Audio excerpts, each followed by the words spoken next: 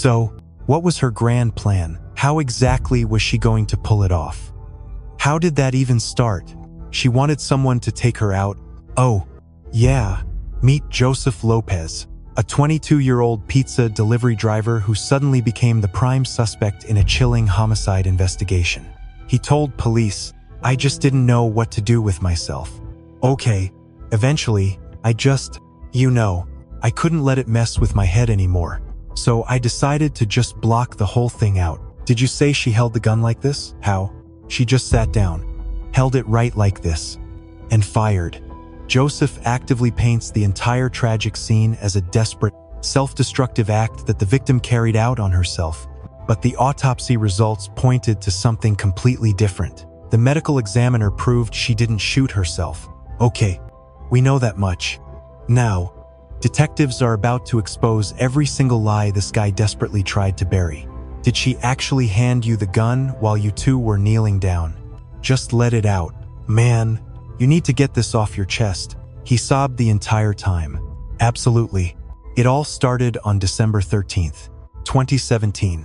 19-year-old Natalie Bollinger lived out in Broomfield, Colorado, with her boyfriend Joey. That afternoon, she put up a public Facebook post claiming a guy named Sean Schwartz had been stalking and harassing her for years. She openly wrote how terrified she was. 2 weeks later, on December 28th, around 3:30 p.m., Joey got off work and walked into an entirely empty apartment. Natalie's cell phone was left behind, but his 9mm Glock was completely gone. He instantly called the police to file a missing person report.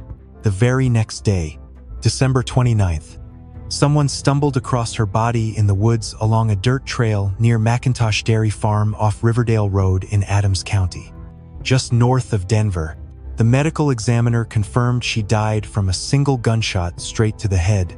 Toxicology also revealed massive amounts of drugs in her system that could have been lethal alone, which made the entire crime scene a lot harder to decode. Adams County Sheriff's Office detectives launched their criminal investigation immediately. Thanks to that alarming Facebook post, investigators cornered Sean Schwartz first. He swore he had zero involvement and fully cooperated with the police. He handed over his phone, computer, and a DNA swab to clear his name entirely. Weeks passed, and the evidence proved he played absolutely no role. He was innocent. Detectives hit the reset button, tearing through Natalie's cell phone records and every single social media contact. Buried in all that digital data, they uncovered over 100 bizarre text messages from a totally unknown number, sent the very night she vanished without a trace. Those shady texts led investigators straight to Joseph Lopez, a Domino's pizza delivery driver working out in Northglen. He had just recently appeared in her contacts, and he definitely wasn't a boyfriend or a close friend. After weeks of chasing down leads and gathering cold evidence, detectives finally caught Joseph walking into the pizza shop on February 8th, 2018. They approached him, asked if he'd chat at a nearby police substation, and he easily agreed.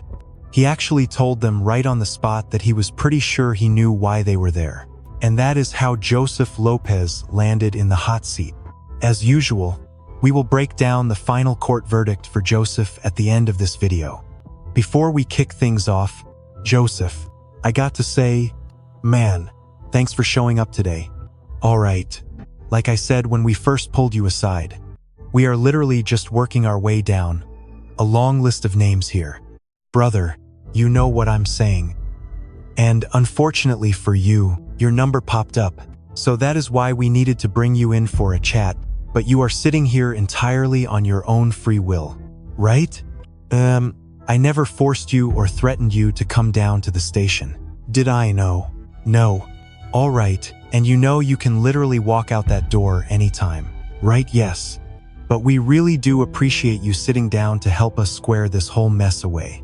Okay, I just needed to make sure we got that on the record first. Cool. My bad. No worries. Go ahead and talk. Did you already sign the written consent forms and everything? Yeah. All right. Cool. Back outside. You tried to tell me you already knew what this was all about. I really hated cutting you off like that, but I had to. Mostly because I was freezing out there. Man, I forgot my coat entirely. You were wearing a nice warm jacket. I was out there in just the shirt. The wind was slicing right through me.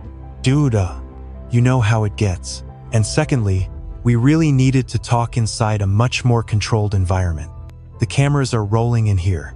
So let us just go ahead and pick up exactly where you left off. Bro, sound good, right? So I figure this whole interrogation is about someone I met online over on Craigslist. I was only scrolling through there looking for pen pals.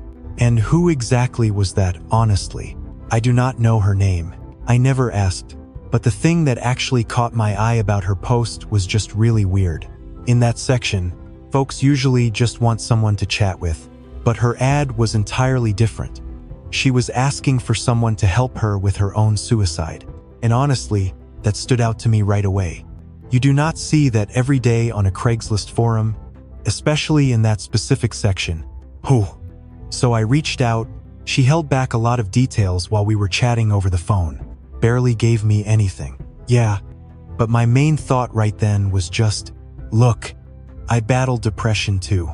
I have tried ending it all a few times and even spent time in psychiatric wards because of it.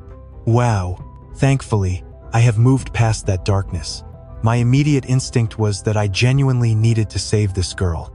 But from the way she spoke, I got this terrible feeling she was completely determined to go through with it.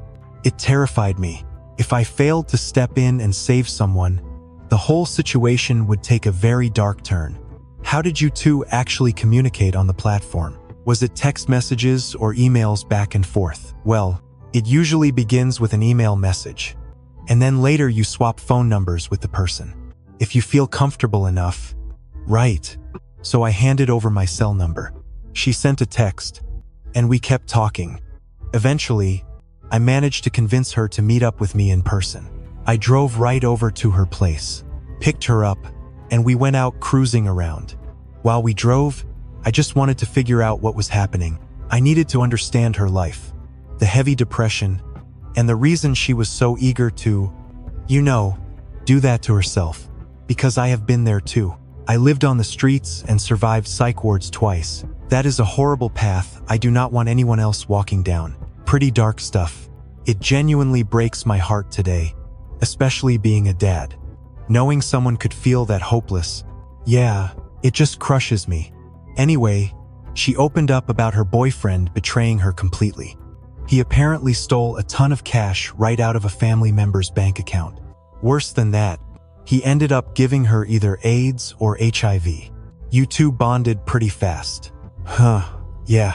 I sat there talking with her for 2 solid hours. I kept trying to get it through to her. I survived all that same garbage. And checking out is never worth it. Look at me now. I am a proud father. I actually hold down a solid job that kept me around. That is a miracle, considering I could not stay employed after my first real breakdown and psych ward visit.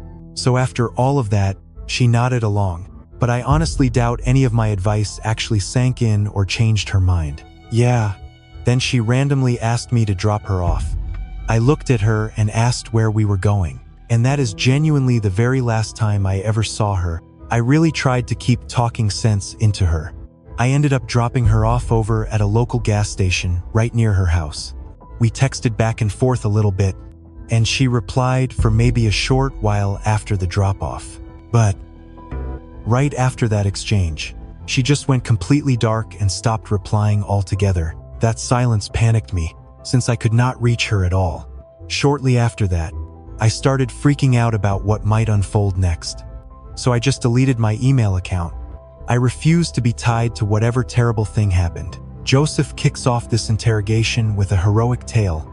He swears he merely wanted to rescue a stranger, just like somebody once rescued him. But phone records tell another story. 111 calls and texts crammed into one single morning. That is not just casual concern. That is calculated obsession with a deeply depressed girl who desperately needed real help. The detectives let him keep rambling. They know the next document they slide across that table proves he never dropped her anywhere, exposing his entire lie. So, Craigslist actually breaks things down into different categories. You mentioned browsing a section that felt completely off the wall. Which specific category were you searching through? It was the women searching for men board. Look, that site is a wild place. Mostly, people are just hunting for a quick date, a cheap hookup, or maybe just someone to talk to. Those quick hookups usually end up in the casual encounters section. Yeah, casual encounters. But I was browsing a totally different section. Okay, women seeking men. Right. Do you remember what the ad actually said that grabbed your attention? Well, the subject line actually read, "I'm thinking about putting a hit on myself." Wow, putting a hit on myself. Yeah, I'm pretty sure those were her exact words. Dumb. And honestly, for a dating board, that is just completely out of left field. Weird. So I read through the post, and honestly, it really didn't explain much about what was actually going on with her. What did the post say? Do you recall? I mean, really, it didn't give away a whole lot, just that she was considering it, and she wanted it done fast. Like, right away. You know, so I figured, why not? I played along with it because, well, I'm a pretty avid online wait. You went along with the roleplay. I do a lot of online roleplaying. It helps me break out of my sheltered bubble. You know, just talking to strangers. And, basically, I have this phone app where you build a character, and you act out whatever that persona would do. Why did she think you showed up? She thought I was just playing a part. She thought I was answering her ad for real. What do you mean by that? Like, she thought I was the guy coming to kill her, to actually take her out. Is that what you guys were discussing in those text messages? Or what was it? What exactly was she demanding from you in those texts? She kept asking me, you know, how I wanted to pull it off, where we should go for it, things like that. But honestly, I kept dodging the question. I kept my replies super vague because I wasn't actually planning to go through with it. But, you know, I eventually just told her, look, I know a spot, but it's a secret. Then I sent her a photo of some random woods near an old apartment of mine. So you sent her that picture and said, hey, I know a spot. Yeah. How did she reply to that? She literally just texted back, okay. She totally went along with it. We took a drive, and obviously, I ended up bringing her right to that wooded spot. And once we finally parked, she looked around and said, this really doesn't feel like the right location. We had been chatting for a good bit by then. So I looked at her and said, yeah, you're absolutely right. That is when I confessed. I told her I wasn't there to actually kill her. I just wanted to talk her down and help out. Like I said before, I have battled those exact same dark thoughts myself. And I realized that dying just isn't worth it. So what was her actual plan? How exactly did she want to die? Wait, how did that detail even come up? She wanted someone to shoot her dead. Right. She didn't provide a ton of specifics, mostly because she seemed pretty unsure herself. But when we were talking on the phone earlier, she mentioned wanting it to be quick, kind of like an execution-style shooting. You know, like standing right behind her back, pulling the trigger. And honestly, hearing that, I realized she had definitely put some serious thought into this suicide plan. It clearly wasn't just a sudden impulse. She had this fully planned out. Then, when I told her I couldn't even get a gun, she calmly said she already brought one. Look, your phone's GPS was tracking you this whole time. Man, I mean, your phone's location data is sitting right in front of us. Yeah, if you're aimlessly driving around getting lost, you eventually pull up the map app to find your way back to the main road. Right. As your cell signal bounces off all these local towers, does it show you anywhere else that night, I mean? Were you driving over by Riverdale Road at all? Did you head further south into Commerce City? Anything like that? No, I definitely didn't go into Commerce City. I know that for sure. How about over by the golf course? You mean on Riverdale? Everyone knows that golf course. It has a massive blue and white ball. I don't remember that at all. What about that curvy road? Remember driving down that one? I just recall getting stuck in a dead-end cul-de-sac. Right. And that is when I finally admitted, okay, I am genuinely lost. So I pulled out my phone. Look, What he is trying to explain here is that your cell history doesn't just show us exactly where you parked your car. Let's talk about the general area first. You know how cell towers work. All right? I'll give you a quick crash course on getting service. Every network provider relies on cell towers. Right, they put these up all over the metro area, across the whole city, basically everywhere you go. That is what determines your signal strength. That's how your phone connects, right? So naturally, the closer you get to a tower, the stronger your mobile connection is. Makes sense. Unless a massive crowd is already pinging that exact cell tower, then your reception gets pretty terrible. Makes sense so far. Mobile tracking doesn't just show my current location. It logs the exact date and time I was in a specific spot. Plus, the cell data reveals the general direction I'm traveling in. Right. And crucially, it also proves exactly where I am not. Know what I mean?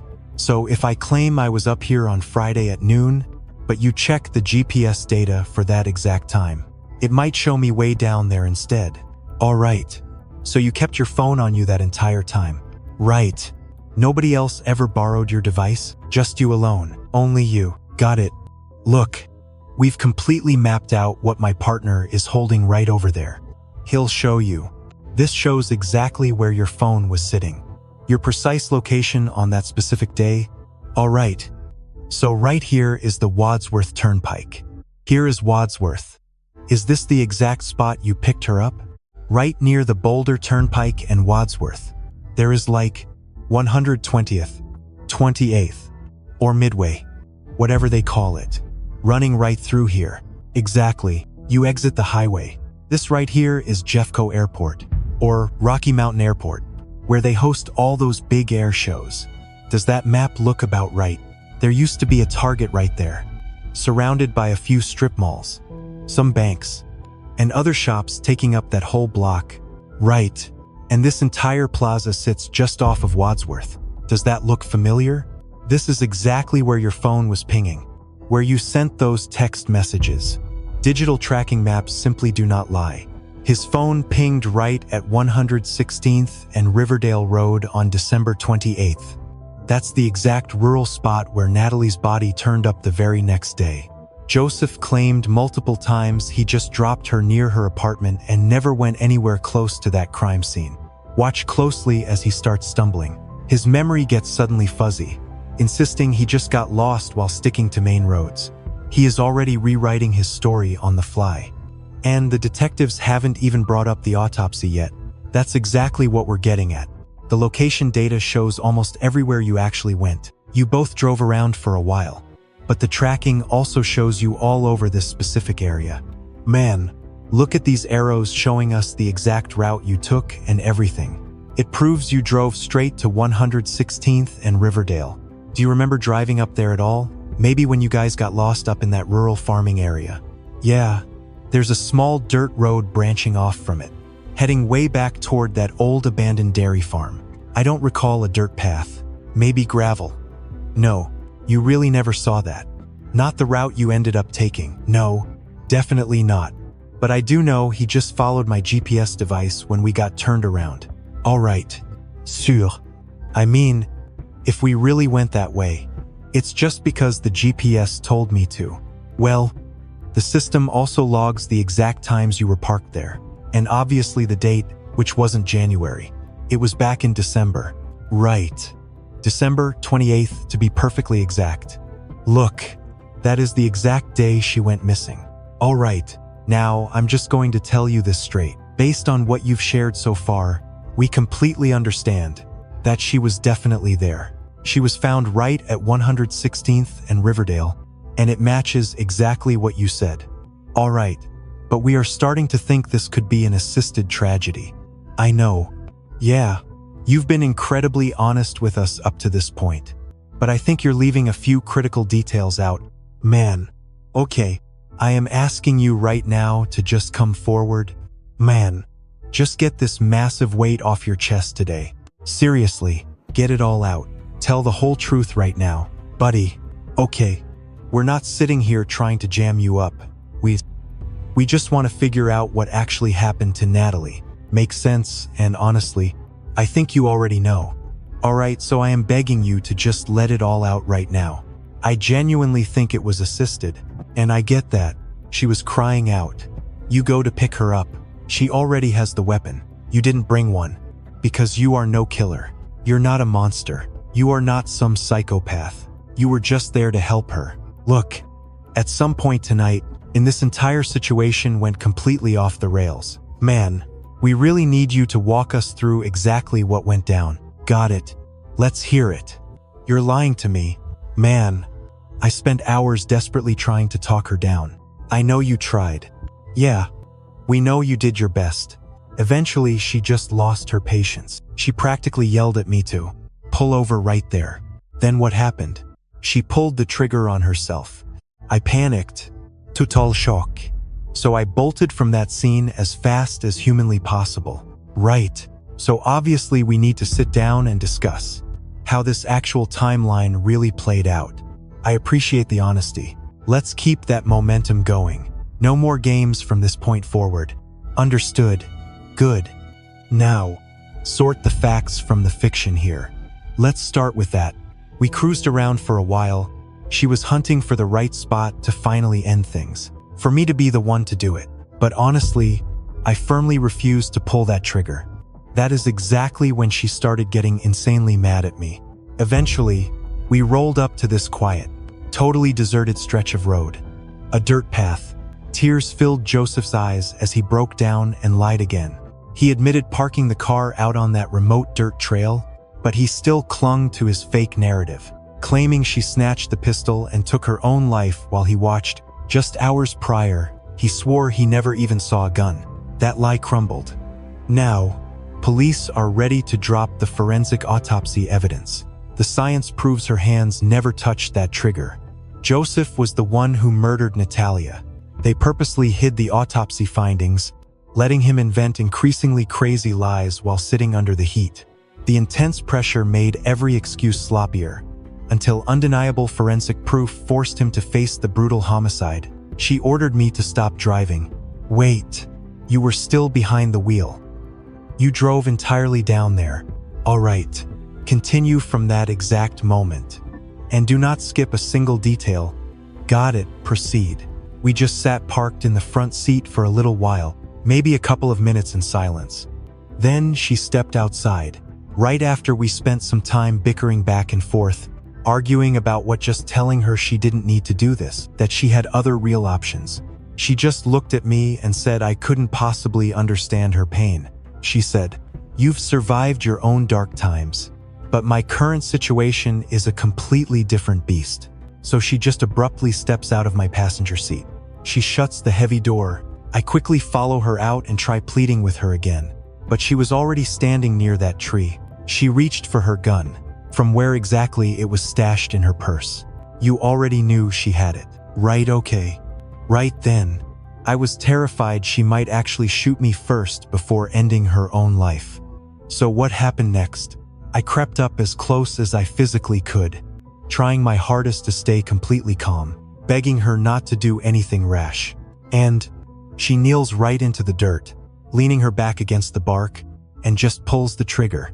Aimed where? Right here. Because I absolutely refused to. Then I completely lost my mind in panic, snatched up her handbag and the weapon, and I just sped off. Joseph, pay attention. This is critical. Where is the murder weapon? It's outside. Sitting out in your vehicle, yeah. Locked in the trunk. Hidden right underneath the spare tire. All right. Her purse and everything else too. Yeah, the bag was still there. I really didn't know what to do. Okay. Look, eventually I just wanted to move on. I didn't want the trauma messing with my head, so I tried to block it out completely. Is that the real reason you skipped your work shift? Because you definitely didn't show up for work that night. No, you totally skipped your shift. A few days later, right. You called in sick that evening and the next night too. No. So you pulled a no-call. No-show, I really don't know about that. How's that possible? You didn't just skip work. Your car's GPS tracking proves you were nowhere near your job either. Makes sense. Let's cut the lies right now. Man, I honestly thought I did. Though, I need to ask you something right now. I know you showed up as a hitman, or at least her idea of one. In your head, you had to play the part of the killer, right? She hired you. You pick her up in the car. She fully believes you'll go through with it. She even packs the gun. Then you drive out to some remote spot in the woods. Did you reverse and pull straight forward? Tell me. I drove straight into the spot, then flipped the car around to face back up the street. All right, you both step outside. An argument starts. She drops to her knees. Did you actually pull the trigger? Or did she end her own life? You claim the two of you were fighting, but you never got angry. Maybe you just decided to play out her twisted fantasy. This seriously dark obsession she had about actually hiring a real hitman. You never got mad, and you claim she held the weapon like this. She just sat on the ground, held it up exactly like this, and fired. I definitely dropped to one knee next to her. I remember that much. Look, I was just trying to talk her down, edge close enough to snatch the weapon away from her. But okay, I never lunged for the weapon. But you have to understand, when they process a crime scene, the forensics team sweeps everything for hard physical evidence. Makes sense. The medical examiner also performs a full autopsy, and that autopsy report proves exactly how someone lost their life, the specific manner of death. It even tracks the bullet trajectory, the exact path it traveled. Got it. That science tells us exactly where someone was standing when the trigger was pulled. It proves the angle, and whether suicide was even physically possible. Understood. Are you telling me the absolute truth right now? Because I know she begged you to kill her. You went out there for that, right? Did you help end her life? No, I just got close. Even that was completely by accident. She's out by the tree. Show me her stance. Was she seated, acted out? I need the visual. From what I recall, her legs weren't crossed or anything. She wasn't kneeling down. She just sat flat on the dirt, pulling her knees tight to her chest. I need you to drop to the floor and physically show me her position. I wasn't there. You're the only living witness.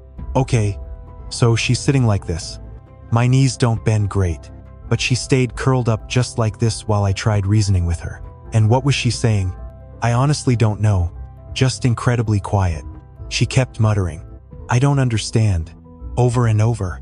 I don't want to live in this world anymore. I really want to die, but I'm just too terrified to pull the trigger myself. That's exactly why I begged you for help. And I told her, look, there are better options. Please, don't do this. And I'm barely 3 feet away, kind of hovering like this, getting pretty close, just desperately trying to wait. So you were down on one knee. Okay, I definitely think so. I'm crouched like this, begging her to stop, and then she pulls the trigger before I even have a chance to lunge for the gun. Joseph drops straight to the floor, acting out the horrific scene step by step. He claims he was kneeling down on her left, just slightly forward. They supposedly prayed together. Then, in his version of events, she begged for death. This paints a wildly different picture than the first story he told police. Start of the police interview, he played dumb. Swore he didn't even know her name, claiming he just showed up to talk her out of doing it. But that earlier excuse about role-playing as an online hitman, it suddenly feels a lot less like a harmless game, and more like a chilling look at his actual motive. The alibi he fed these murder investigators is falling apart at the seams. Did she say anything before it happened? No. She stayed totally quiet. What happened to her after the shot? She fell over to her side. She just collapsed on her side. I know she fell. I watched her drop, and then, I believe the gun fell too. I honestly don't know. I can't remember if she held onto it or dropped it right after. But I was in a massive panic just trying to get the hell out. I just grabbed it and ran. Where did you go? Tell the truth now. We already have your GPS data, man. So don't leave. Okay. I think I drove around for a bit. Maybe on 120th or 116th. Eventually, I just pulled the car over and sat there in the dark, just trying to process the madness. And right then, my mind is racing like, oh my God, what the hell am I going to do? You know, I think after all that I headed straight home since I skipped work. I seriously thought I worked that day and somehow forgot. But if I didn't punch in, then I must have been home. So you stayed inside. You didn't show up to work for the next couple of days. You just hid out at the house. Were you actually sick? Or were you just losing your mind? Because let's face it, that was a pretty insane situation to witness. The only time I ever no call, no show is when I'm sick. Okay, I was definitely throwing up later, but that might have just been the pure shock. My nerves were totally fried. It's heavy stuff. Man, when reality hits like that, nobody blames you for breaking down. But how do you hide a secret like this from your wife? I really didn't want to worry her. I just didn't want her to totally freak out about the situation. Especially because, we have a young kid, and we're technically crashing at her parents' house. And honestly, they aren't exactly the most understanding people. Yeah. Think about this. He grabbed her purse, snatched the gun, buried the evidence, and resumed his daily routine. For 6 full weeks, he stayed completely silent. Nothing to his wife, nothing to the cops, all while Natalie's body was discovered, leaving her heartbroken family desperately searching for answers. Yet here sits the very guy claiming he was so traumatized by the event that he couldn't even clock into his job. Regardless, he held on to her stuff, wiped their shared email account completely, and played dumb. When a normal person watches a fatal shooting unfold, their first instinct is dialing 911. They absolutely don't loot the crime scene and act like everything is perfectly fine. That specific choice turns his story from a tragic accident into cold, calculated murder. Does keeping the secret eat you alive from the inside? Not being able to tell a soul, pretending everything is completely normal. Honestly, I've barely even been talking to my girlfriend lately because of it. Man, that kind of guilt is heavy. Bottling that up after seeing a traumatic death like that right in front of you, and refusing to tell a single person, man, that will destroy you. Is there any part of you sitting there wishing you had just stepped in to stop her in time? That guilt never fades. Man, this room is just a safe place to finally talk it out, relieve that heavy pressure, and clear your guilty conscience. Look, it's just like Sergeant Hernandez told you. I've been working this homicide from day one. He really has. He's poured endless hours into this investigation. My partner and I have practically lived this case every single day. So, be straight with us. You need to unload this secret. Here is the reality. I had to sit at my desk and study every single crime scene, photo, and autopsy report. The autopsy proves she never shot herself. Okay, we already know the truth. You mentioned earlier that you watch CSI and those true crime shows. Right.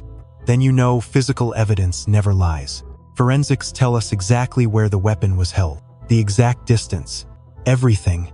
We know she didn't hold it. The gun was fired from at least 1 to 3 feet away. Listen to Sarge. Man, there's a huge difference between being a cold-blooded serial killer and making a mistake. Neither of us sitting across this table believes you went out to the woods tonight to commit murder. No way. So we know that isn't true.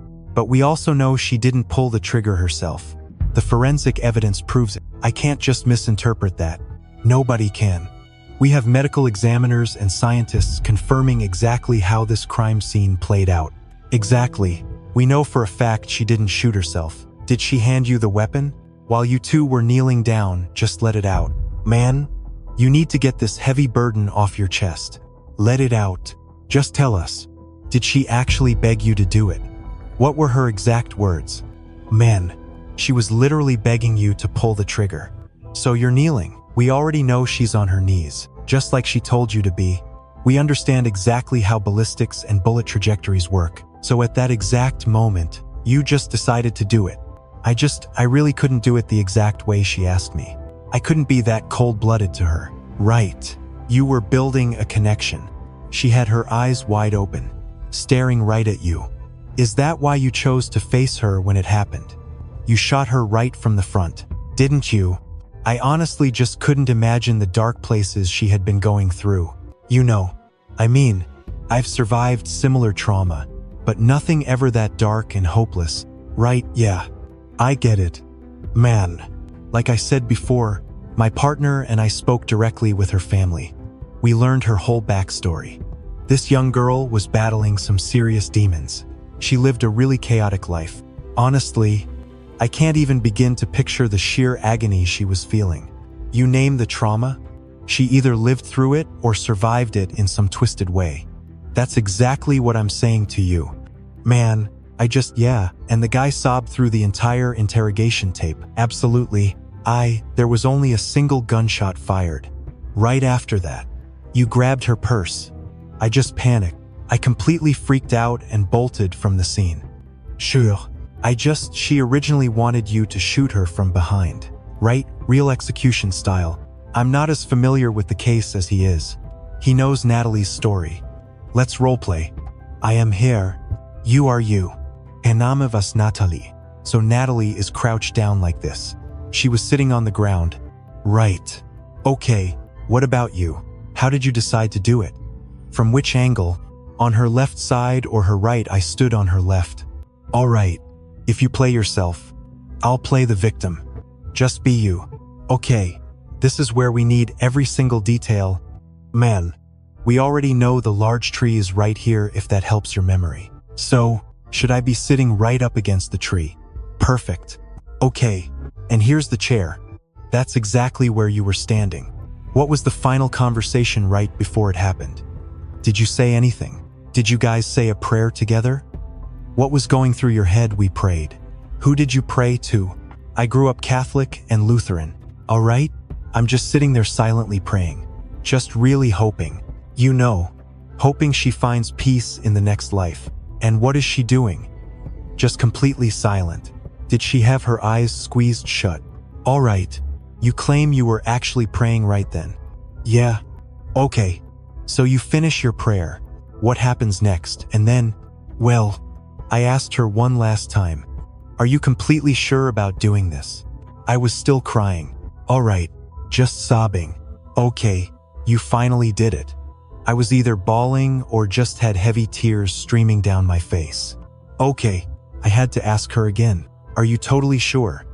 Because on the long drive out there, she definitely convinced me. Okay. I'm sure she did.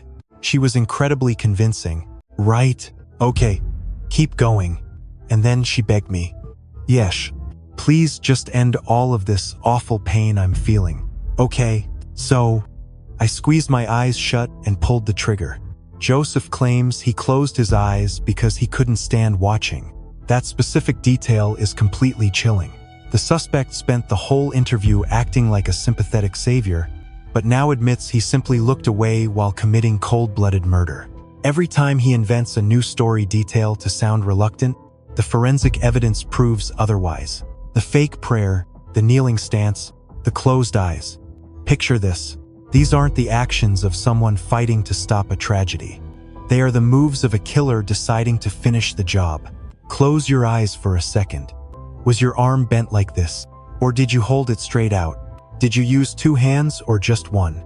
2 hands. I was shaking. Was the gun touching her head? Or were you further back? I was further back. Right? Because the forensic evidence shows that distance. Okay. Were you aiming the weapon? No. I turned my head away like this. And just closed my eyes. Okay. But you knew you were pointing it right at her before you shut your eyes. So you made absolutely sure the barrel was aimed in the right direction first. Okay. At what point did you move the gun? Where did you stash the weapon right after heading outside? It was just sitting inside the purse. Right there on the passenger seat. All right. And when did you move it from the front seat into the trunk? Not until I got home. Okay. And it has been sitting there ever since. Is it still loaded? I think so. Yeah. I never checked it again. And she brought the gun with her. Right. Okay. I believe that. Look. When we found Natalie's body and started processing the crime scene, we noticed her pockets were pulled completely inside out. Was there something hidden in her pockets that you needed to grab? I swear I never touched her. Did you even notice that? Were her jeans already pulled out like that beforehand? No. Her pockets were tucked into her jeans normally. So let me get this straight. You're kneeling down. You shoot her dead. And you just never touch her. You didn't dig through her pockets at all. Not at all. The only things I grabbed were her purse and the firearm. "Okay, do you want to take a quick break now? I just need to rest. We'll take a smoke break in a little while. Sound good?" "Okay. All right. Just a few minutes. Please. Listen, Joseph. Thank you for finally telling us the truth. It really helps out. It has honestly been killing me every single day. I'm really not sure anymore. Listen, I just felt like I had to give you a hug. I'm not sure why. I just felt like doing it. Okay, I can see exactly how this whole thing is wearing on you. It's been haunting me. It's been haunting you. Yeah, like I regret it every single day. Not a day goes by where I don't. Because you want to know why you are human. You're not some wild animal. You aren't a cold-blooded killer. That is exactly why. All right? It just hurts. Hang tight for a few minutes. We'll get you back. Need anything else? Let's get you some water right now. We'll grab that cigarette in a minute." Joseph was booked that very night on a first-degree murder charge. By December 2018, he took a plea deal, pleading guilty to second-degree murder. The judge handed down a 48-year prison sentence, which still includes the possibility of parole. The lead prosecutor didn't hold back.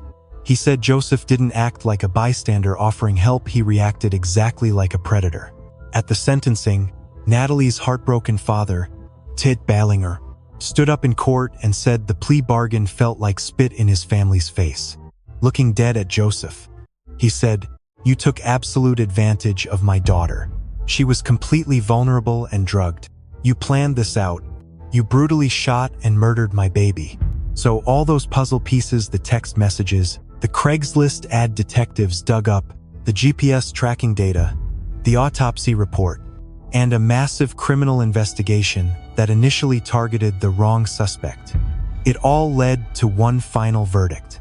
This came a powerful reminder of how fragile truth can become when emotions, assumptions, and fear take control of a situation. What begins as a conversation framed as help or understanding can quickly turn into something far more serious when critical decisions are made in moments of confusion and pressure. One of the most important lessons here is that intentions are not enough. Actions define outcomes. Even if someone believes they are helping, every step they take still carries legal and moral responsibility. The difference between guidance and harm can disappear in seconds, especially when boundaries are unclear. It also shows how digital footprints, messages, GPS data, and communication history can reconstruct events with absolute precision. In today's world, nothing truly disappears. Every interaction leaves a trace that can later become evidence, shaping how truth is ultimately revealed. Most importantly, this story highlights the danger of misreading vulnerability, mental health struggles, emotional distress, and desperate statements require professional help, not informal or impulsive responses from untrained individuals. In the end, this case is not just about guilt or innocence. It is about accountability, clarity, and the responsibility to recognize when a situation is beyond personal control. One decision, made in the wrong moment, can lead to irreversible consequences that affect multiple lives forever.